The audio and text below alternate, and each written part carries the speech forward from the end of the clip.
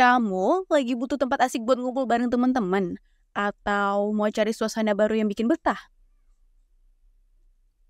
Utopia Collaboration Space solusinya. Menyediakan banyak fasilitas seperti tempat hangout, kuliner, gathering, collaboration, entertainment, dan meeting room. Siap melayani Anda setiap hari dari jam 7 pagi sampai jam 11 malam. Ayo, ajak teman-temanmu dan rasakan pengalaman nongkrong yang beda di Utopia Collaboration Space. Utopia Collaboration Space, tempatnya anak muda masa kini.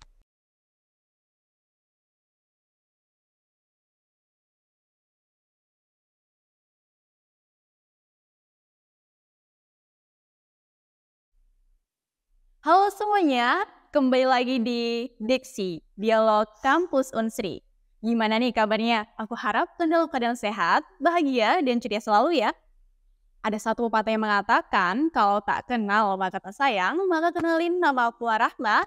Biasa dipanggil Wulan, mahasiswi Universitas Sriwijaya, jurusan Ekonomi Pembangunan. Fakultas Ekonomi angkatan tahun 2023 yang tentunya kali ini akan menemani kalian semua selama beberapa menit ke depan untuk membahas lebih dalam mengenai kunci sukses interview untuk meraih karir impian. Nah, teman-teman, dalam mencari beasiswa, magang, ataupun mencari pekerjaan, kita akan dihadapkan dengan beberapa proses rekrutmen yang cukup kompleks nih. Salah satunya adalah tahap wawancara, di mana tahap ini seringkali menggugurkan para kandidatnya. Oleh karena itu, kamu harus mempersiapkannya dengan matang. Apalagi nih ya, bagi kamu yang merasa ini adalah hal baru, atau yang pastinya menantang nih. Yang kali ini kita akan membahas semuanya lebih dalam bersama narasumber kita yang luar biasa dan tentunya juga sangat berpengalaman. Dan ini aku bersama Kak Rashid. Halo Kak Rashid. Halo, Wulan. Boleh nih Kak, say hi dulu untuk teman-teman di rumah. Ya, halo semua. Perkenalkan, nama aku Yusuf Rashid. Aku mahasiswa manajemen semester 7 asal Universitas Sriwijaya. Selamat sore semua. Oke, boleh nih Kak, kesibukannya akhir-akhir ini ngapain aja? Oke, jadi kesibukan aku akhir-akhir ini sebenarnya aku baru balik habis magang dan studi independen bersertifikat di Bakri Hunter Foundation sebagai Public Relation Intern. Wah keren ya Kak, makasih udah nyempetin waktunya di sela kesibukannya untuk datang ke Diksi hari ini ya Kak. Nah teman-teman, bagi yang belum tahu nih, sudah dijelaskan tadi oleh Kak Rashid, kalau Kak Rashid adalah mahasiswa akhir nih dari Fakultas Ekonomi jurusan Manajemen. Yang dimana bukan hanya mahasiswa biasa, tetapi karena sudah banyak sekali achievement yang luar biasa yang telah diraihnya.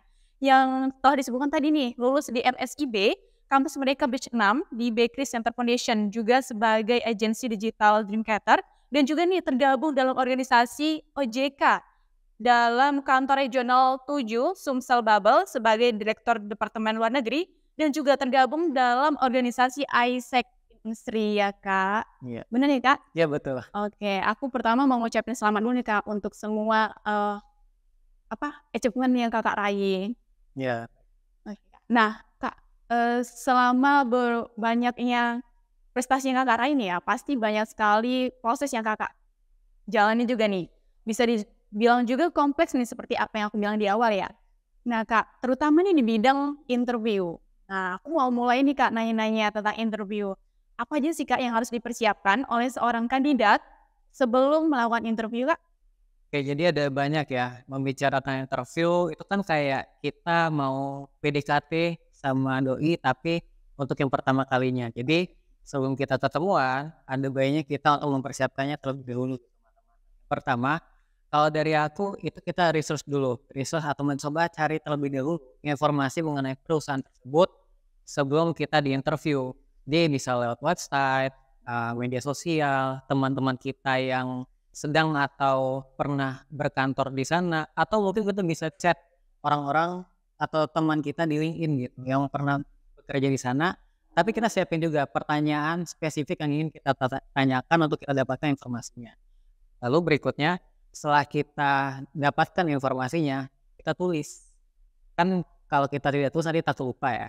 Nah setelah kita tulis, kita bisa untuk menganalisis hasil yang kita sudah tulis. Yaitu dengan apa?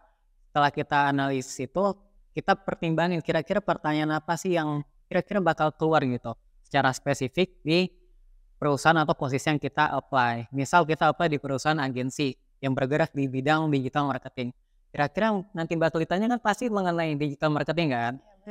Iya, mengenai pengetahuan umum atau pengetahuan spesifik kita tentang digital marketing, maka kita harus siap-siap mengenai pertanyaan seperti itu. Berikutnya, kita harus bisa mengevaluasi lagi CV dan portofolio yang sudah kita masukkan sebelumnya. Supaya apa? Supaya kita bisa mempertanggungjawabkannya dan kita bisa menjawab apa sih isi dari CV dan portofolio kita untuk nanti kita banggakan gitu atau kita ceritakan bagaimana kita menghadapi berbagai pengalaman kita di dalam selama magang begitu, magang sebelumnya. Lalu berikutnya gak lupa setelah kita review CV dan portofolio, kita udah mulai praktis nih atau latihan, yang dimana kalau aku sendiri aku biasanya di depan cermin atau kaca gitu kan. Yang dimana aku latihan supaya apa? Supaya kita lidah dengan mulut kita itu nggak kaku. Nah, bukan cuma lidah atau mulut kita yang nggak kaku, tapi yang terakhir itu adalah body language. Kayak aku sekarang ini tangan aku gerakin, bahu gerakin supaya apa? Supaya kita nggak kelihatan kaku dan orang itu melihat kita tuh lebih nyaman gitu, kayak nggak robot. Itu sih kalau dari aku. Oke, nah teman-teman, jadi kita harus mencari dulu nih informasi mengenai perusahaan, magang, ataupun beasiswa yang akan kita tuju. Tapi jangan lupa untuk mencari kekurangan dan kelemahan kita juga supaya kita sesuai nih dengan apa yang kita tuju nanti ya Kak. Nah, Kak aku juga mau nanya nih, hal apa aja sih Kak yang pertama kali dilihat oleh HR atau recruiter nih kepada kami sebagai kandidat dan gimana sih Kak cara memberi kesan pertama yang baik saat interview? Oke, baik, terima kasih. Jadi kalau misalnya apa yang pertama dilihat tentu penampilan kita ya. Penampilan dan tentu mereka tuh melihat kita mungkin selain penampilan mereka ngeliat apakah kita nih udah siap gitu dari IT apa mungkin kelihatan baru bangun tidur gitu kalau online ya. Karena ada banyak kalau sekarang udah online meeting kita baru bangun tidur. Nah, makanya udah harus siap. Kalau bisa itu maksimal kalau aku batasin min 10 menit itu udah harus siap standby gitu. Meeting atau udah di tempatnya gitu. Nah, apa yang dilihat dari mereka adalah penampilan kita, dari baju, dan juga, dari rambut gitu kalau yang cowok. Tadi apa pertanyaan selanjutnya? Memberi kesan terbaiknya gimana itu Kak? Oke, untuk memberikan kesan terbaiknya ialah, di 5 menit pertama kita di interview, itu kita udah harus siap nih apa yang kita bicarakan. Karena apa? 5 menit interview pertama, itu kalau menurut aku adalah bobot penilaian paling berat. Ibaratnya gini, kita pertama kali bertemu sama orang, dia udah ngasih gaya gestur yang cukup baik, body language-nya, dia antusias, positif, udah kelihatan siap banget lah gitu. Pasti kayak kita tuh udah, orang ini bagus gitu. Kita udah dapet impresi positifnya gitu. Makanya kita udah harus siapin itu dari jauh-jauh hari atau jauh-jauh waktu. Supaya apa? Dengan kita persiapan lebih matang, tentunya kita bisa menghadapinya juga dengan lebih baik. Oke, nah penampilan harus benar diperhatikan ya teman. Kak, aku juga pernah dengar nih ya mengenai good looking. Emang benar ya kalau misalnya good looking peluang keterimanya lebih besar? Oke, makasih ya pertanyaannya. Kalau menurut aku sendiri good looking itu tergantung dengan posisi dan juga perusahaan yang kita apply. Kenapa? Karena posisi atau perusahaan tersebut itu melihat lagi kebutuhan mereka tuh bagaimana. Contoh untuk posisi mohon maaf SPY atau pramugari itu kan yang sering berjumpa sama orang-orang ya, memang harus rapi, enak dipandang dan lain-lain supaya orang itu jadi lebih senang untuk berbicara dengan mereka. Nah, memang untuk beberapa posisi seperti itu mungkin menurut aku masih masuk logika kenapa harus begini. Cuman untuk yang sering di belakang layar yang enggak ketemu sama banyak orang itu agak aneh sih kalau misalnya diwajibkan gitu sih. Oke. Nah Kak, aku juga mau tanya nih ya, ketika interview pasti banyak sekali nih, jawaban-jawaban yang pasti kita pikir, bener nggak ya bener nggak ya? Nah gimana sih Kak cara mengatasi atau ada nggak nih tips untuk menjawab pertanyaan jebakan atau pertanyaan sulit saat interview? Oke, kalau dari aku sendiri itu sebenarnya ada ya. Karena kalau kita dihadapin pertanyaan sulit, itu aku bisa pakai kalimat kayak gini aku contohin. Oke Kak, terima kasih atas pertanyaannya. Izinkan saya untuk memikirkan pertanyaan itu terlebih dahulu. Nah, kita pikirin dulu, tapi jangan kelamaan. 5 sampai 15 detik aja gitu untuk kita pikirin. Yang dimana kita pikir strukturnya apa. Kira-kira itu ucapin terima kasih atas pertanyaannya. lalu kita ulangi pertanyaannya apa, lalu bikin tuh strukturnya lanjutan apa, misal kayak apa masalahnya, bagaimana mencari solusinya, apa solusinya itu disebutin banget, lalu terakhir apa kontribusi yang bisa kita kasih. Gitu. Cuman kalau misal kita nggak tahu nih mau jawab apa gitu kan, kita ada juga cara untuk menjawabnya secara diplomatis. Contohnya aku sampai kayak gini. Baik Kak, terima kasih atas pertanyaannya. Mungkin untuk pertanyaan ini aku belum bisa jawab nih, mohon maaf. Cuman untuk kedepannya aku bakal antusias untuk menjawabnya. Dan akan mempelajarinya ke depan. Karena aku ada keterbatasan ilmu dan pengalaman. Makasih. Oke, jadi kalau misalnya kita nggak tahu, jangan dipaksain nih teman-teman. Jangan sampai jawaban kita bakal melenceng dan bahkan membuat rekruter ini jadi berpaling dari kita. Jadi kita santai saja dan terangin nih kalau misalnya kita belum cukup untuk pengalaman gitu ya Kak untuk menjawab itu. Nah Kak, aku juga mau tanya nih ya tentang pengalaman interview Kakak ke belakang nih. Kesalahan apa sih Kak yang terbesar pernah Kakak lakuin yang sebaiknya tidak boleh nih atau sebaiknya jangan dilakuin oleh kami sebagai para kandidat? Oke, makasih ya. Jadi kalau di pertanyaan awal itu aku kasih tahu tips satu yang pertama adalah riset terlebih dahulu. Kenapa? Aku pernah apply posisi sebagai product analyst intern di salah satu e-commerce Indonesia. Itu aku agak nekat sebenarnya daftar dan nggak terlalu banyak riset. Nah, karena nggak banyak riset itu, aku memang interview berjalan lancar gitu ya. Cuman ada hal yang aku notice banget yang dimana dikasih study case, study case, cuman study case itu agak berat menurut. Yang dimana itu aku harus membandingin aplikasi antar kompetitor. Lalu aku analisis UI UX-nya, cari masalahnya apa, solusinya bagaimana, dan aku disuruh untuk point of view gitu. Aku sebagai konsumen anak muda, apa sih yang bikin aku misalnya menghambat aku untuk check out. Nah itu dianalisis dan lain-lain. Nah itu yang bikin aku kemarin sempat ngeblank sebentar, tetapi alhamdulillah lancar aja sih ya untuk interviewnya dan malah keterima gitu. Cuman saran dari aku jangan nekat apply di suatu posisi atau perusahaan tanpa kita riset terlebih dahulu. Kalau kita maksa, nah itulah nanti ngeblank. Tapi kalau aku oke, nah kalian belum tentu oke gitu. Oke, jadi semuanya ini nasib-nasib nih Kak Hoki. Jadi untuk teman-teman harus riset dulu nih, cari terlebih dahulu latar belakangnya, terus gambaran umumnya, supaya kita lebih bisa mengetahui nih tentang perusahaannya atau industri yang kita tuju, bener ya Kak? Nah Kak, selama interview ya Kak, pasti termasuk aku juga nih, banyak sekali rasa kayak, aduh deg-deg gitu ya Kak. Gimana sih Kak cara mengatasi rasa gugup sebelum dan selama interview? Oke, makasih. Jadi kalau dari aku itu sebenarnya hal yang umum gitu, wajar orang udah gitu. Karena apa? Apalagi orang yang pertama kali di interview, pasti aduh jantungnya nggak karuan lagi. Iya pasti Kak itu. Nah, kalau saran dari aku, pertama kali itu adalah kita stabil dulu nih emosi pikiran kita ya.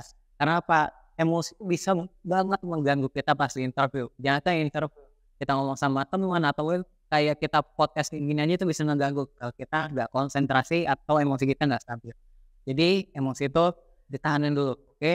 Udah stabil, kita stop berbicara, lalu kita tarik nafas, keluar nafas, terus keluarin lagi. Supaya apa? Kita tenang, gitu. Udah tenang, kita abis itu bisa pikir kira-kira jawaban apa sih bisa kita keluarin. Nah, jawabannya ini kita bisa bahas struktur. Siapin juga mungkin kayak kira-kira struktur yang bisa kamu keluarin itu apa. Nah itu kasih jeda. Intinya kalau kita deg-degan, itu kita kasih jeda. Ibaratnya kalau kita lagi nulis kalimat, kan ada koma, ada titik. Nah kita kasih koma atau titiknya. Supaya nanti kita nggak salah nulis. Nanti kalau salah titik gitu kan, itu jelek. Nah jadinya harus kita jeda. Kalau nggak jeda nanti jelek. Oke, jadi yang penting kita tuh santai ya teman-teman, jangan harus cepet-cepet ngeluarin kata-kata yang nanti malahan, aduh hancur kan ya Kak.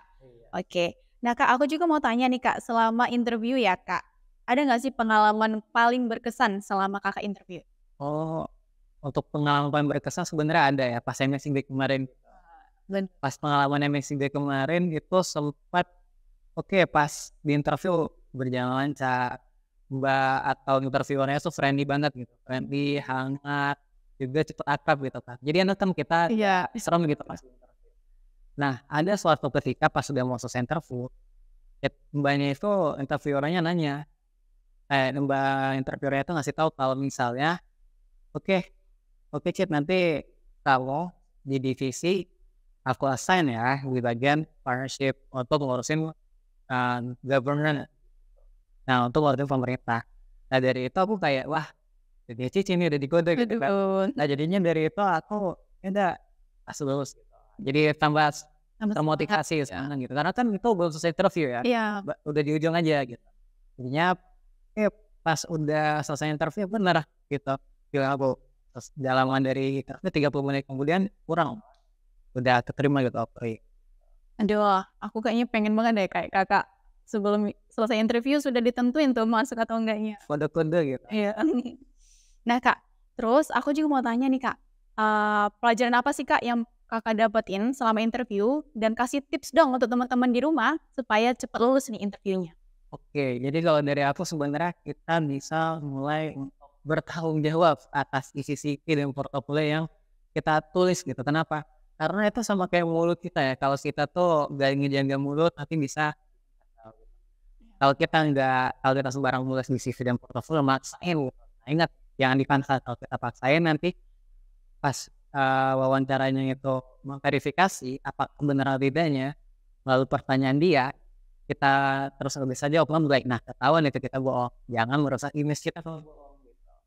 Nah, jadi harus dipertanggungjawabin ya. Jangan sembarangan.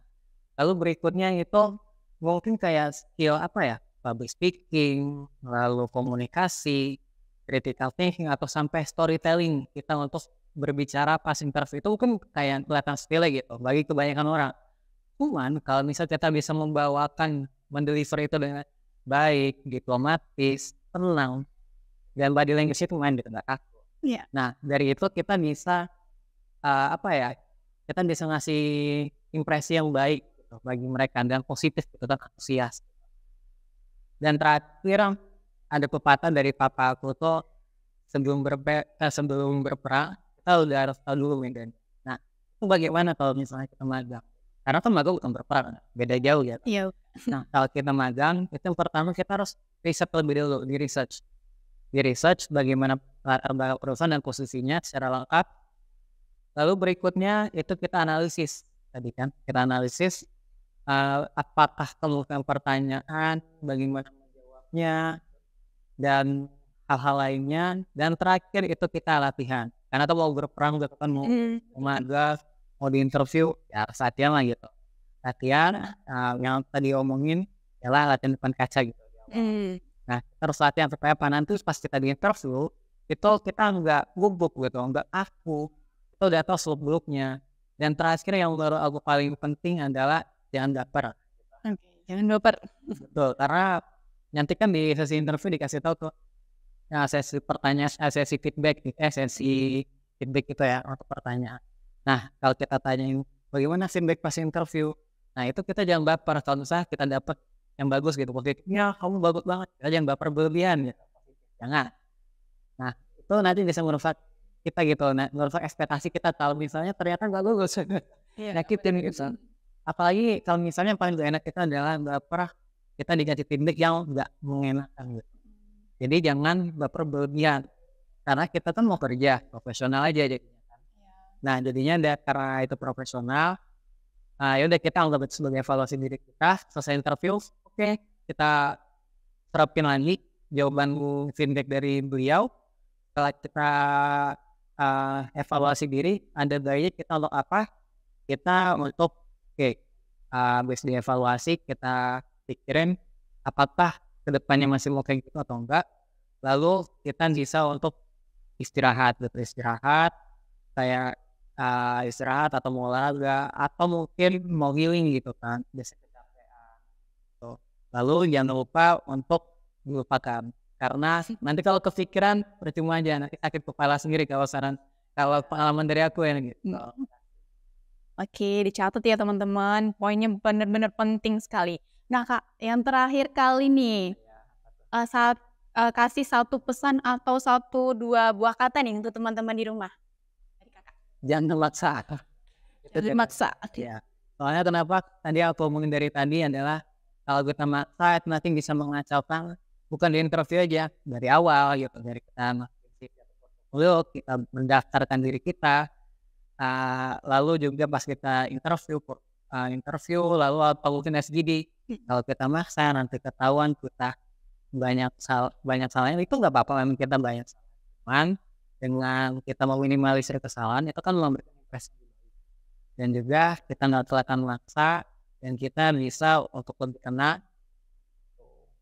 Oke, jadi teman-teman semuanya jangan dipaksa, jalankan saja dengan persiapan dan juga pertimbangan ya teman-teman. Nah teman-teman, itulah dia pembahasan kita mengenai tips and tricks lulus interview ala Kak Rashid yang anti gagal. Aku ngucapin banyak terima kasih nih untuk Kak Rashid karena sudah bersedia hadir di episode Diksi kali ini, membagikan pengalaman serta memberikan insight yang menarik yang menurut aku sangat bermanfaat untuk aku dan juga teman-teman yang ada di rumah. Untuk teman-teman yang lagi nonton video ini, semoga interviewnya lancar dan keterima ya di beasiswa, magang, atau di karir impian kalian ya. Amin. Dan tidak terasa nih, kita sudah berada di penghujung acara. Aku Rahma dan Kak Rashid. pamit undur diri dan sampai jumpa di episode selanjutnya. Dah.